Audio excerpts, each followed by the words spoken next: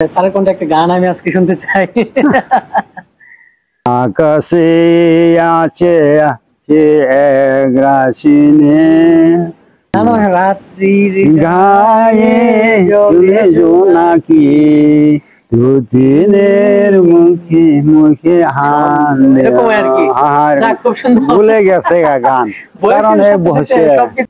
প্রিয় বন্ধুরা, আসসালামু আলাইকুম। আজকে আপনাদেরকে নিয়ে আবারও সুন্দর একটি মুহূর্তে উপস্থিত হয়েছি। তবে আজকের সুন্দর একটি বিকেল আপনাদের সাথে স্পেন্ড করতে যাচ্ছি। তবে আমার আজকের এই সুন্দর আয়োজনে, সুন্দর অনুষ্ঠানে উপস্থিত আছেন আমার শ্রদ্ধেয়, আমার প্রিয় একজন স্যার। স্যারের সাথে কথা বলবো আজকে আমার এই সুন্দর মুহূর্তটাকে আরো গর্জিয়াস করে ফুটিয়ে তুলবেন আমার স্যার। কারণ আজকে স্যারকে পেয়ে আমি অত্যন্ত আনন্দিত। স্যার সাথে বলতে, স্যার কেমন আছেন আপনি? ভালো আছি। আপনার শারীরিক কি অবস্থা এখন? শারীরিক অবস্থা এখন বয়স্ক দিক দিয়ে এখন খুব দুর্বল। হ্যাঁ, দুর্বল। হাঁটা চড়া বেশি করতাম পারি না। হ্যাঁ, সব কাজকর্ম দিক দিয়ে দুর্বল হয়ে আসতেছে। আর বাড়ির যে আনুষঙ্গিক যেমন গৃহস্থী আছে, এগুলা কি এখন আপনি সময় দেন টুকটাক? হ্যাঁ, সময়তে আমিও যাই। আপনিও যান?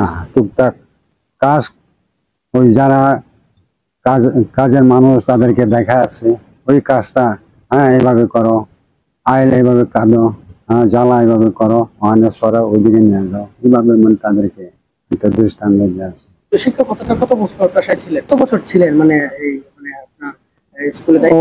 শিক্ষকতা? হ্যাঁ জি, শিক্ষক 33 বছর ছিলাম। 33 বছর পরে রিটায়ার্ড? হ্যাঁ, 60 বছর যখন হয়ে গেছে তখন আর চাকরি হইল না। চাকরি হয়নি। তো ওইখান থেকে আসার পরে যে সময়টা কাটাচ্ছেন কিভাবে তাহলে? সময়টা এইভাবে এখন যেভাবে কাটাইতেছে এইভাবেই চলতেছে। এখন আর কিছু সাংসারিক কাজে টুকটাক হ্যাঁ করতেছি। ছেলে মেয়েদেরকে হ্যাঁ ছেলে মেয়েদেরকে বিয়া ছেলে দিলাম। হ্যাঁ, এখন ওই পারিবারিক ব্যাপারে এখন কিছু টুকটাক কাজ করতেছি। ছেলে মেয়েদেরকেও শিখাইতেছেন, জামাই আছে তাদেরকেও কাজে দেখাই দিতেছেন। এইভাবে মানে পরিচালনা করে যাইতেছে। যাই হোক, আমি যে জায়গাটাতে আছি আমার স্যারের বাসায়, তো বাড়িটা হচ্ছে আমি যেখানে বসে আছি এটার পিছনে হচ্ছে মেঘালয় পাহাড়।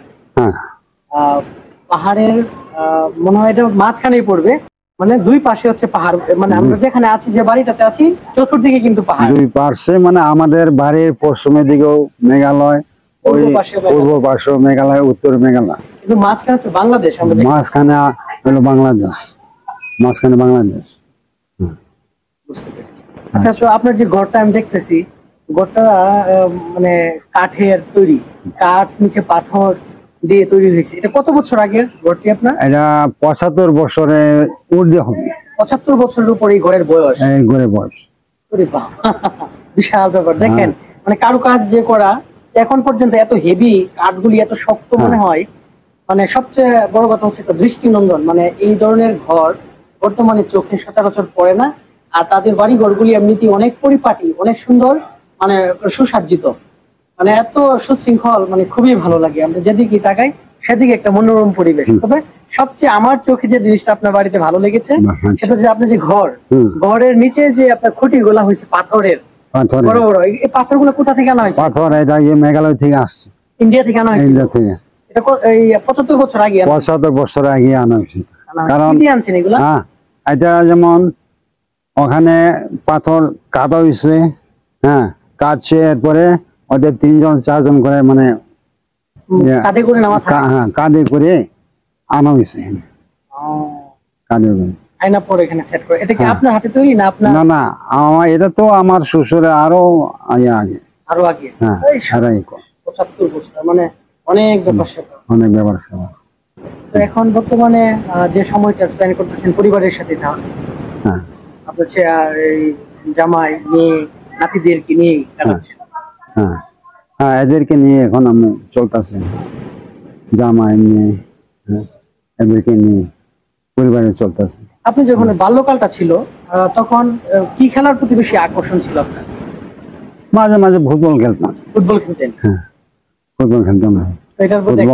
এরপরে যে দাঁড়িয়া বান্ধা, এগুলো আর কি কি জানি বলে, হাডুডু, তখন তো এগুলোই প্রচলন ছিল। এগুলো প্রচলন ছিল।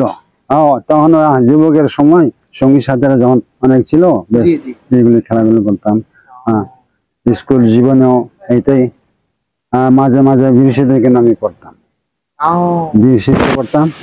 হ্যাঁ বিসিনাল হ্যাঁ কৃষি ওখানে এসএসসি পরীক্ষা পাস করছি, কত সেকেন্ড সালে পাস ডিভিশন। করছেন আমি এটা 69 সনে। 69 হ্যাঁ 69 সাল আচ্ছা।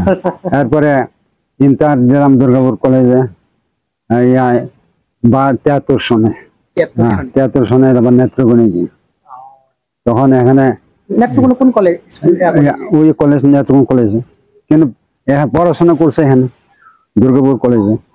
ওই ওই বড় একটা দিকে আছে না পুকুর, ওখানে কি যেন একটা বড় পুকুর পার বলে আর কি।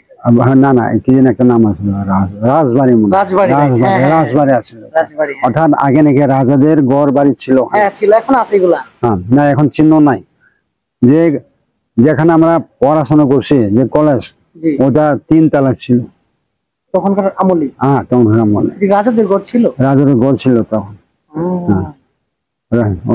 আরেকটা গড় আছে ওই এখন যারা হাসপাতাল হয়ে গেছে, ওটা হলো দোনাই বাড়ি, ওদের রাজারা ছিল ওই গড় ওখানে। হ্যাঁ অনেক রাজাদের গড় ছিল। আচ্ছা আরেকটা প্রশ্ন, আপনার পাহাড়ি এলাকায় হচ্ছে আপনাদের জনবসতি, এমন কি কখনো ফেস করতে হয়েছে কোনোদিন যে পাহাড় থেকে বাঘ বা হাতি তাদের সম্মুখীন হয়েছেন কোনোদিন, এরকম কোনো স্মৃতি আছে আপনার মনে? এইটা 72-73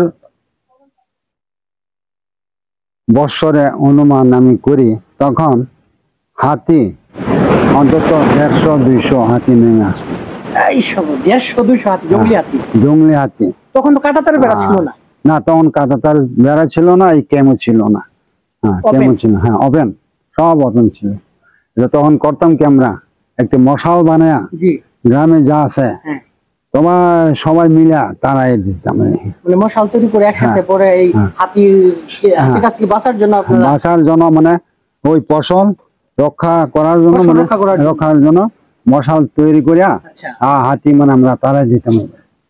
হ্যাঁ শুধু একা না, হ্যাঁ যা আছে 15-20 জন সবাই একসাথে, যুবক না বৃদ্ধ যুবক সবাই একসাথে মিলা বাস ওই মশাল নিয়ে তারাই দিতাম।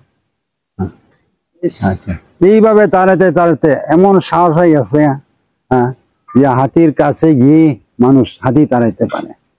কিন্তু প্রথম অবস্থায় দেখি বই করতো, এই সর্বনাশ, আরে সর্বনাশ, যে পাল বান্ধে 100-150-200 এইভাবে আসতো।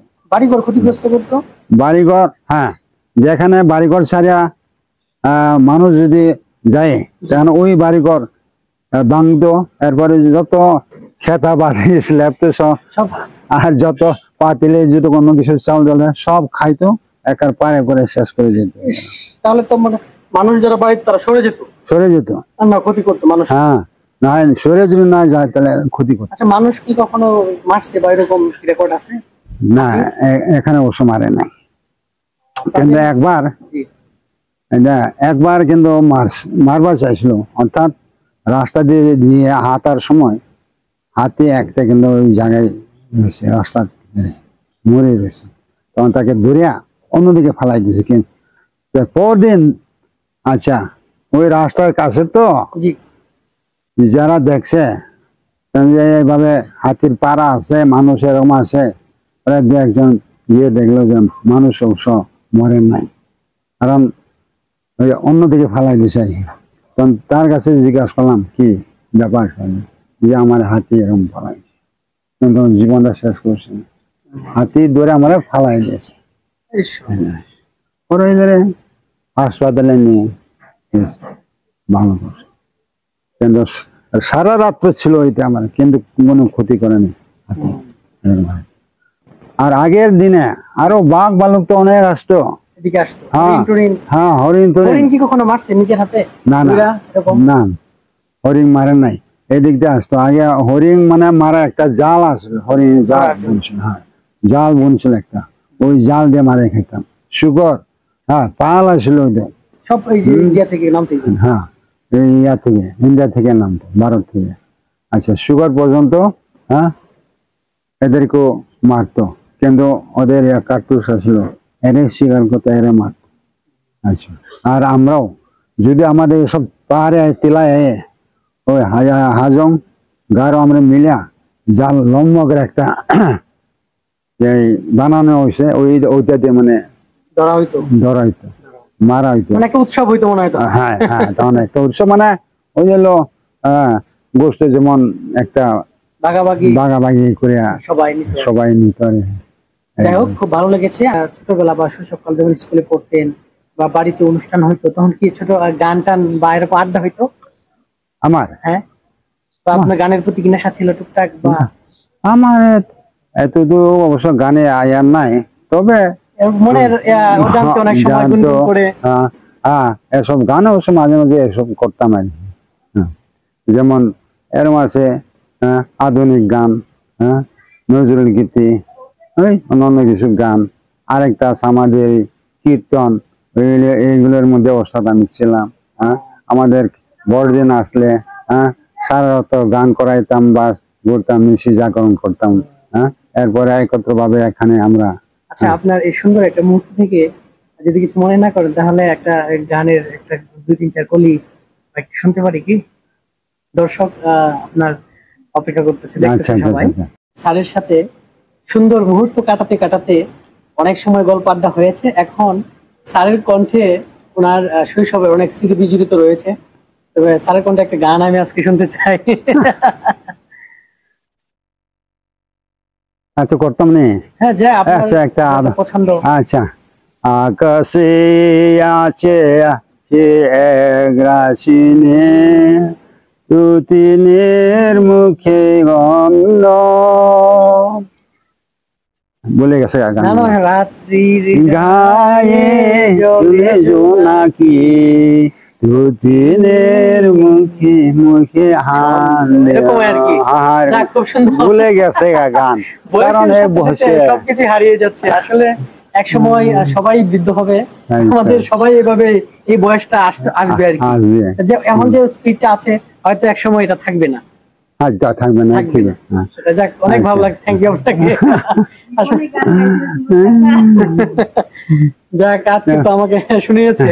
না, শিক্ষক হিসেবে মাঝে মাঝে এসব গানও আমি করতাম আর কি, কারণ অনুষ্ঠান করতাম। এই অনুষ্ঠানে বেশ মাঝে সাজে তেমন গ্রামবাসীরা বলতো না সারে গান করেন, হায়দা করেন, মাঝে মাঝে এই আধুনিক গান, নজরুল গান এগুলো করতাম আর কি।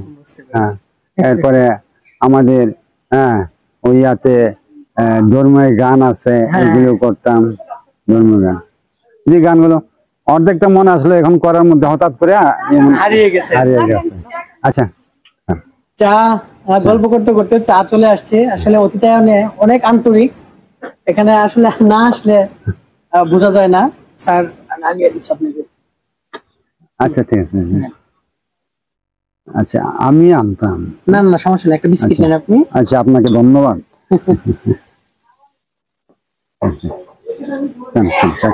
বিস্কুট খান স্যার। চা দেখেন, আসলে আন্তরিকতা এবং অতিথায়ন যে বিষয়টা, এটা আদিবাসী বা এই অঞ্চলের মানে গারো পাহাড়ি পাদদেশ এই জনপদের যে মানুষগুলো আছেন, অত্যন্ত আন্তরিক এবং মার্জিত মানসিকতা, পরিচ্ছন্ন, সবকিছু অসাধারণ। তবে অবশ্যই আমার পুরো ভিডিওটার মধ্যে আপনারা দেখতে পাচ্ছেন আমার সময়টা কেমন কাটছে প্রিয় স্যারের সাথে।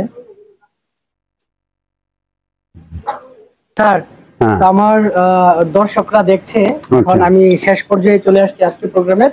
তবে আপনার যদি কথা থাকে একটু লাস্টে বলে দেন, কিছু বলার থাকলে। অনেক সময় দর্শক অপেক্ষা করতেছে, দেখতেছে আপনার ভিডিও। আচ্ছা ভাইরা, আপনারা তো অনেক আগে থেকে পরিচিত ছিল, সে পরিচিত থাকা সত্ত্বে আজকে আমার সাথে সাক্ষাৎ করার জন্য আসছেন, আমি খুব ভালো পাইছি।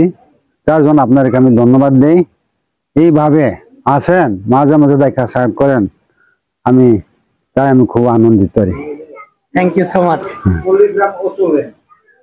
প্রিয় বন্ধুরা, আপনাদের সাথে পুরো ভিডিওতে অনেক সময় ছিলাম, দীর্ঘ সময় ধরে এই আড্ডাতে স্যারের সাথে অনেক গল্প গুজবে আনন্দে মেতে উঠেছি। অনেক ভালো লেগেছে, অনেক স্মৃতিবিজড়িত মুহূর্ত সেই ছেলেবেলা থেকে শুরু করে অনেক কথা হয়েছে। আজকের মতো বিদায় নিচ্ছি আমার এই ব্র্যান্ড নিউ ভিডিও থেকে।